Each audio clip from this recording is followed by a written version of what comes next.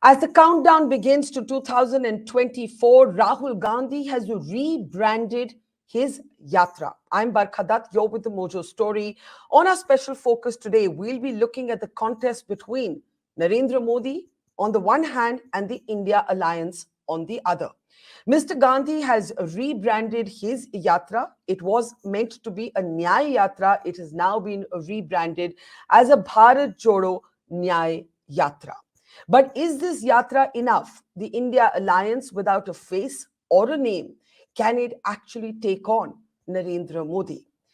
What is the narrative? What is the face of the opposition? As Mr. Modi is already gearing up for the 2024 elections, starting his push, intriguingly, in the southern states in Tamil Nadu, Kerala, and Lakshadweep. To talk about all of this and more, let's introduce our newsmaker on the program today. Sanjay Kumar of the CSDS is with us. Thank you so much, Sanjay ji, for your time. Let's start with the Bharat Jodo Yatra 2.0, if it can be called that, rechristened as the Bharat Jodo Nyay Yatra. What do you make of this? It's going to cover 100 Lok Sabha constituencies, but it's not clear what its message is that is different from the earlier Bharat Jodo Yatra that certainly seemed to mend Mr. Gandhi's personal image, but didn't do much for the Congress's election-winning capacities, at least in the Hindi-speaking states. What is your take on this yatra, Sanjay Kumar? Barkha, you're right. When the first Bharat Jodo Yatra was undertaken by Rahul Gandhi, there was a lot of hope among the Congress workers that this yatra is going to, uplift the prospects of Congress, which has not happened. Recent round of assembly election has indicated that Congress could not gain any extra mileage based on the yatra. The second yatra is on the way. I'm not sure whether this yatra is going to add anything to Congress electoral prospects, but yes, you're right. It certainly adds to the changeover in the image of Rahul Gandhi as a person, Rahul Gandhi as a leader, Rahul Gandhi as a person, as a leader who can be on the street. Beyond that, I don't think Congress will be able to gain anything when it comes to looking at electoral prospects for 2024. So when you look at this second yatra, how do you see it? Do you see it as more of the same? At least the first time that it was mooted, it was a new idea. It was a disruptive idea. Now it's starting in Manipur, which of course is powerful symbolism. And it's traversing, for 66 days, 100 Lok Sabha constituencies. What would you be looking as a political analyst towards this yatra for? What do you think Rahul Gandhi should be focusing on? Barkha, I think whenever you launch anything for the first time, whether it is about a telephone or a car or a Bharat Jodo Yatra, people have curiosity, people look forward to that yatra. So there is a buzz around that. But if the same thing is being done again, and again I would cite marketing in the marketing language, the same phone to be relaunched, same car to be relaunched, I don't think the buyers or the customers have same kind of a curiosity. So yes, this is the second yatra, but I don't think it is going to have same kind of an attraction, same kind of a media focus as the Bharat Jodo first yatra was. But I think this is at least an opportunity for the Congress leader Rahul Gandhi to connect to the people. I think maybe Congress has understood that the big election rallies, speeches given by Rahul Gandhi is not adding to Congress electoral prospect. Yes, people are coming to hear Rahul Gandhi, but that's not adding to Congress electoral prospect. Maybe this is an opportunity for the Rahul Gandhi to lead a different kind of a campaign, because this is happening just before the Lok Sabha election, connecting to the people in person, meeting people, shaking hands with the people. And Congress is hoping that this can actually help much more than Rahul Gandhi addressing big rallies in different states. That's for sure, but the larger questions remain, Sanjay Kumar, that what is this? What is the narrative? Who is the face of the India alliance? Now, we know almost certainly, unless there's a surprise, that Nitish Kumar is going to be the convener of this alliance. What do you make of this choice at a time when political pundits seem to be agreed on one thing, though pundits can get it wrong, that Nitish Kumar is probably at his weakest moment in his lifelong career in politics? Some people are predicting this is going to be his swan song. What do you make of the choice of Nitish Kumar as the convener of the India Alliance?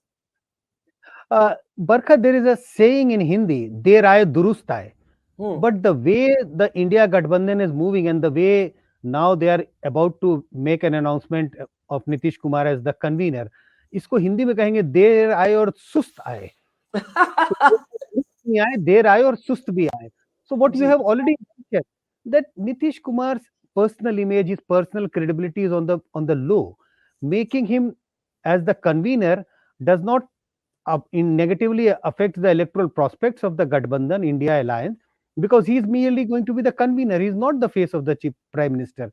So in that way, you need a person who is who can be the convener, who can take various political parties together. Maybe in that capacity, Nitish Kumar may work well, since his name is being now announced as the convener of the India alliance.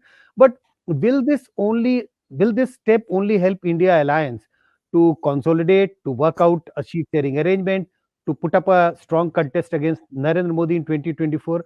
I would put a big question mark on that. Why do you think it's Nitish? They could have gone with Mallikarjun Kharge. Mr. Kharge was also mooted as a possible prime ministerial contender by both Mamta Banerjee and Arvind Kejriwal. We know the Shiv Sena Uddhav Thackeray faction supported this. It's the Congress, ironically, who is quiet on this. I think they wanted to keep Nitish Kumar in good humor, because it is true that he took the initiative of bringing all the political parties together. He started moving from one state to another, meeting different people. And if he was left out, he may not have felt good about that.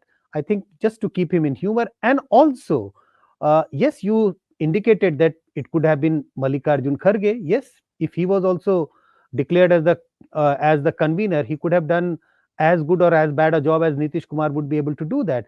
But some other names, I think it would have been very difficult for leaders of various parties to think of anyone else as the convener, because many of them don't share good relationship with each other.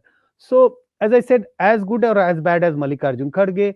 So, just to keep him in good humor and not allow the India Gadbandhan to, go in a disarray. So, just trying to keep the India alliance together, I think this is a good name for India alliance to think about.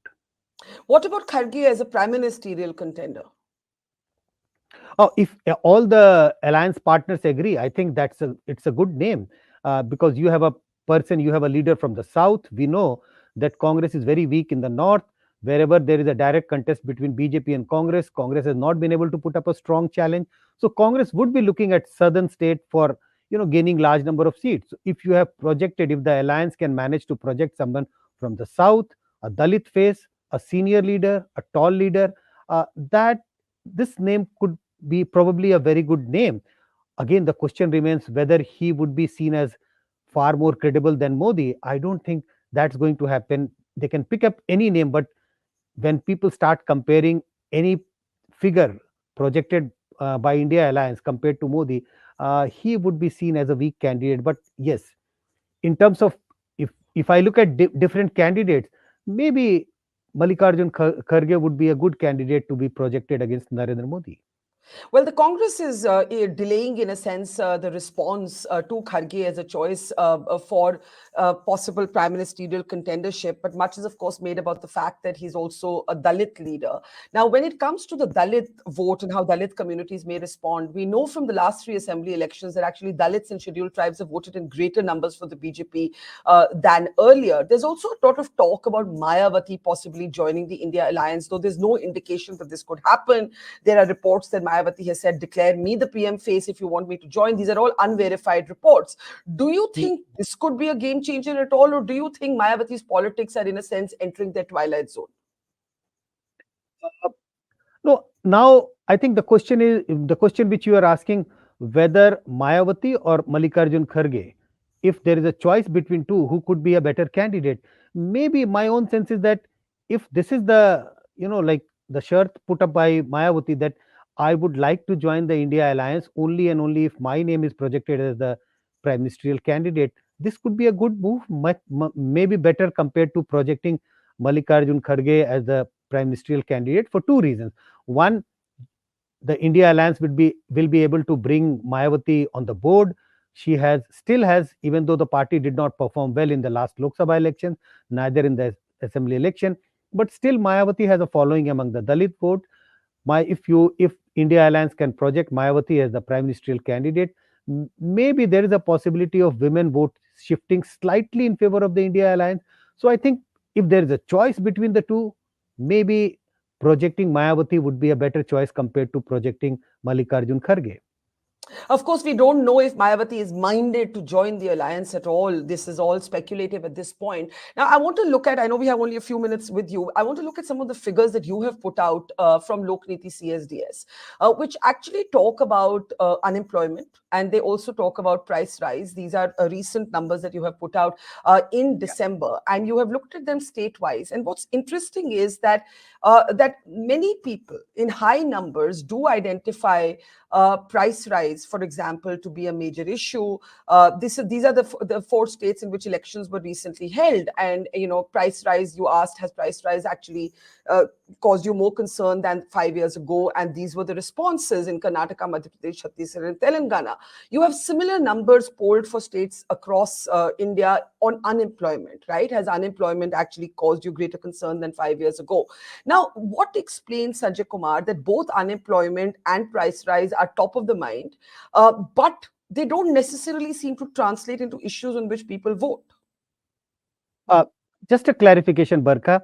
The question was asked whether unemployment has gone up or gone down, Yes, whether yes, prices have gone up or gone that's right. down, That's and the right. and the and the figures which you are showing on the screen is about the number of people who believed or who said prices have gone up. You are right that in Yes, all the states where we did our survey during last couple of years, in all the states, a very large number of people say prices have gone up, unemployment has gone up.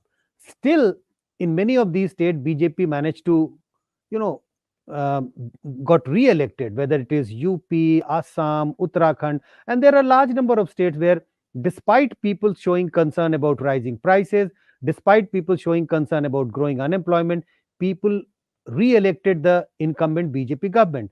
I think it is only because BJP has been able to come up in these elections with a bigger narrative, and that bigger narrative is about the nationalism, the national pride, about India having a strong prime minister. And which party does he belong to? It is the BJP which has been able to give a strong government to the country. We have a very strong prime minister who has lifted India's image in the world. So what is happening is that these two issues are being projected as issues which come and go. In a sense, today prices are up, tomorrow it can be controlled. Unemployment is an issue which concerns everyone. Government is trying to resolve the problem of unemployment, but look at the achievement of this government, and this is the narrative through which BJP contests most of these election. And the big narrative, and the big narrative, I would say, is the nationalism, national pride, that India's image in the world, India has become a much stronger country now, and that's far more important compared to tackling price rise or tackling the problem of unemployment. So these two issues do not shape people's voting decision. What shapes people voting decision is their sense of pride being an Indian, and they think that this sense of pride is not much bigger now compared to what it used to be 10 years ago. Yeah. Talking about nationalism, let's also talk about Hindutva. We are looking at the BJP, in a sense, entering the climax of its Hindutva politics over decades with the Ram Mandir consecration to take place in January in Ayodhya. Now, of course, the opposition is going to argue that this has come from the Supreme Court and not from the BJP. But the BJP is going to claim this moment as their own. The opposition is once again divided: attend, not attend, do we stay away, how do we respond? How much of a factor, an electoral factor, do you believe the Ram Mandir to be? Question one. And question two, what after the Mandir? How does Hindutva politics take shape after the Mandir? I don't know, Barkha, after Mandir, how in Hindutva politics is going to take shape. But my own sense is that 2024 is going to be the election of real Hindutva. I don't think that 2014 was an election which was contested by BJP on Hindutva, neither of 2019. 2014 was an election on corruption and price rise. 19 was an election more on nationalism, more on national security, India emerging as a strong nation. But I think 2024 election is an election which is being contested solely and solely on this Hindutva plank, the Mandir issue. Not only Hindutva, the Mandir, pride of the Hindus. So that's Why, certainly why, going to why, happen. why, why do you think it's the major issue of 2024? It's the major issue because look at the event which is unfolding before and after the 22nd January event. Even Yes. before that, you look at the aggressive campaign BJP is doing, and the plans BJP has after between 25th of January and 25th of March. reaching out to people in all the 543 parliamentary constituency, making sure that 2,000 people are sent to Ayodhya to visit Ram temple. So there is a massive outreach program by by the BJP. So I'm sure that BJP is trying to make this as a big election issue. I'm not saying that they are trying to make it as a big election issue, but people will see this as a big achievement of this government, and that will make this issue as the biggest issue in 2024 Lok Sabha elections. Final question before you go. Any X factor that you would look out for? The opposition made some attempt to use caste as a strategy to break Hindutva. So where the BJP sought to maybe consolidate Hindu identity with even then one eye on social engineering, caste engineering, the opposition made noises about a caste census. It didn't come to much at all in the assembly elections. Is there any X factor that you would look out for in the last few months that are left? If we are looking for an X factor to defeat BJP, I don't think there is any X factor which can defeat BJP in 2024. But if we are looking for an X factor which can actually curtail BJP's march, in a sense, curtail BJP's victory, bring down BJP's tally to say 220, 225, 230, that X factor is going to be a coordination between India Alliance partner trying to put up one single candidate against the BJP candidate. If they are able to do that, I think that that's only possibility through which they can curtail BJP to some extent. And when I say curtailing BJP, that would mean the best possibility for India Alliance would be to bring down BJP to 230, 235. That's the best case scenario for India Alliance, and that X factor is going to be a perfect seat sharing arrangement between all the alliance partners. Will this happen? I don't know. Easier said than done. They have missed their first deadline of 31st December for a seat sharing agreement. Thank you, Sanjay Kumar ji. We'll keep talking to you in the months leading up to the elections. Thank you very much for your time this evening. Thank you. Thank you. Mojo Story has always made a commitment to its viewers to go to where the story is. And as you can see here, we are at the epicenter of the Israel war on Gaza. We are right at the front line, about 1 mile from the Gaza Strip, as the Israeli military gets ready with its tanks and its gunners to begin its final frontal assault that will take troops into Gaza. As we said, we are not like other organizations. We believe in giving you all sides of the story objectively and as much as possible from the ground. And that's exactly what we're doing here, covering the biggest global story today from the epicenter of the war zone.